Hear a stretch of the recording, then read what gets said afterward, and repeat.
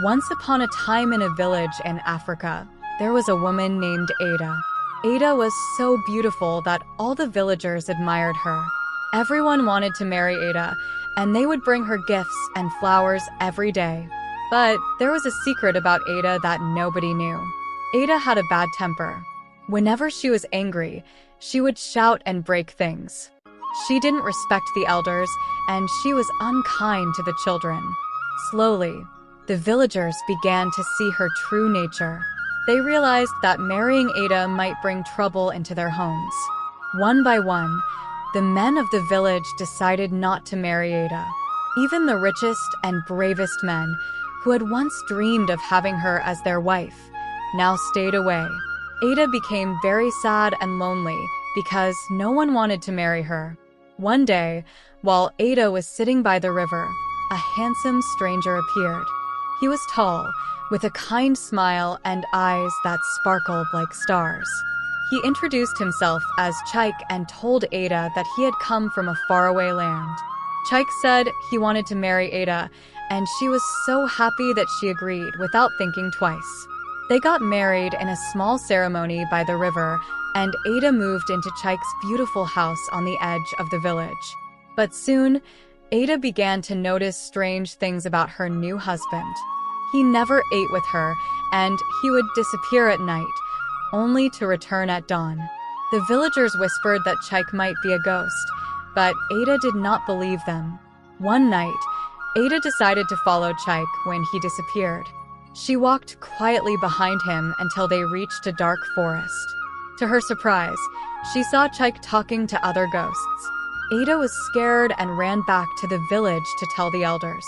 The next day, the villagers gathered to talk about what to do. They were worried for Ada and wanted to help her. But they also feared the ghosts and what might happen if they tried to confront them. And so, Ada was left with a mystery. Was her husband truly a ghost? And if he was, what would she do next? The villagers could only wait and see what the future held for Ada and her mysterious husband, Chaik. Ada was frightened but decided to face Chaik when he returned. She needed to know the truth. When Chaik came back at dawn, Ada was waiting for him at the door. "Chaik," she said, trying to keep her voice steady, "I followed you last night. I saw you talking to the ghosts. Are you really a ghost?" Chaik looked at her with sad eyes. "Ada, I did not want to tell you because I feared you would be scared. Yes, I am a ghost. I was once a man, but I died many years ago. I loved you from the moment I saw you, and I wanted to be with you." Ada felt a mix of emotions. She was angry that Chaik had lied to her, but she also felt sorry for him. "Why did you come to marry me?" she asked. "I came because I wanted to protect you," Chaik said. "I saw that the villagers were turning away from you, and I could not bear to see you lonely. I thought if I married you, you would be happy again." Ada did not know what to say. She was touched by Chaik's words, but still frightened by his true nature. She decided to speak to the village elders again. The elders listened carefully to Ada's story. They were wise and had heard many tales of ghosts and spirits. After much discussion, they decided to seek the help of a powerful healer who lived in the mountains. This healer was known for her ability to communicate with spirits and find solutions to strange problems. Ada, accompanied by the bravest men in the village, set off on a journey to find the healer. They walked for days, crossing rivers and climbing hills, until they finally reached the healer's hut. The healer, an old woman with bright eyes and a gentle smile, welcomed them. After hearing Ada's story, the healer nodded thoughtfully. "I can help you, Ada," she said. "But you must be brave. To break the bond with Chaik, you must confront him and tell him that you cannot live with a ghost. Only then can his spirit find peace." Ada felt a lump in her throat. She had grown to care for Chaik, even though he was a ghost. But she knew she had to do this for her own safety and peace of mind. The healer gave Ada a special potion and some instructions on what to do. When Ada returned to the village, she found Chaik waiting for her. He looked at her with a mix of hope and sadness. Ada took a deep breath and followed the healer's advice. She held Chaik's hand and said, "Chaik, I care for you, but I cannot live with a ghost. You must let me go and find peace." Chaik's eyes filled with tears, but he nodded. "I understand, Ada. I will always watch over you from the spirit world."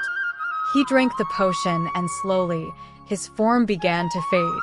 With a final, sad smile, he disappeared into the air. The villagers were relieved but also sad for Ada. She had lost her husband, even if he was a ghost. Life returned to normal, but Ada often thought about Chaik and wondered if he was truly at peace. She hoped that one day she would find happiness again, just as Chaik had wished for her. As the days turned into weeks, Ada found herself reflecting on her experience. She missed Chaik, but she was also relieved to have her life back.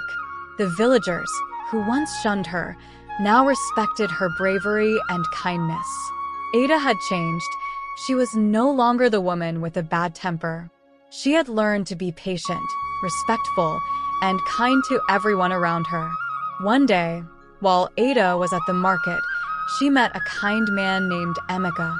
He was gentle and hardworking, and he treated Ada with great respect. Over time, Emeka and Ada grew close, and they eventually fell in love.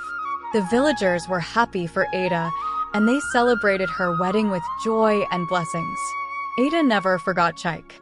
She would often visit the river where they had first met, whispering a thank you to the wind, hoping Chaik could hear her. She believed that he was still watching over her, ensuring her happiness from the spirit world. Years passed, and Ada and Emeka were blessed with children.